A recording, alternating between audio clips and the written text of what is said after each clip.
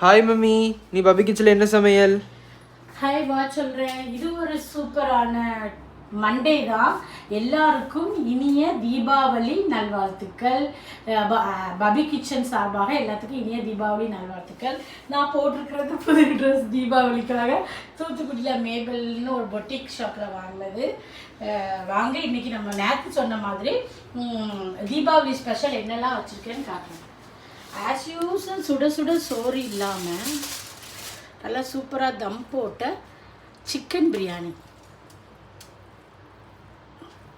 நல்ல பெரிய பெரிய பீஸாக போடுவோம். ஸோ அது மாதிரி தான் போட்டிருக்கேன்.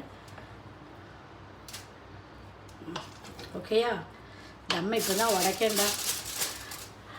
And chicken 65 leg piece drumstick. Chicken 65ன்னு சொல்கிறதே தப்பு. And then egg and then raita. இதெல்லாம் காட்டிடு குட்டி குட்டி. இந்த அதுக்கப்புறம் ஸ்வீட் இல்லாமல் எப்படி தீபாவளி கொண்டாடுறது? ஸோ ஸ்வீட்டு இது வந்து பாயாசம். ஸோ இந்த பொருளெல்லாம் காட்டிடு. இந்த குட்டி ப்ரான்ஸ், இது இந்த தூக்குவாளி, அதுக்கப்புறம் இந்த விளக்கு, இதெல்லாம் காட்டிடும். ஸோ நம்ம கிச்சனே இன்னைக்கு தீபாவளியில் விளக்கு வச்சு நல்லா தீபாவளி மதுரை சைடில் சும்மா ஜகஜோதியாக எரியுது.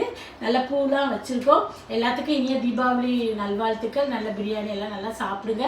இன்னொன்று வந்து இது நரகாசூரனை வதம் செஞ்சு கொண்டு முடிச்சு 16 நாள் கழித்து எல்லோரும் சந்தோஷமாக கொண்டாடுறது, நம்ம விளக்கேற்றி கொண்டாடுறது. நல்லா யோசிங்க.